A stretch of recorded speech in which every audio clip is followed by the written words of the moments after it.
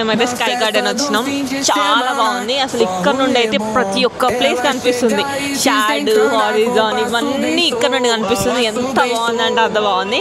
మేమైతే అడ్వాంటేజ్ ఏంటంటే free entry tickets. మేమైతే ఒక 1 month బ్యాక్ బుక్ చేసుకున్నాం.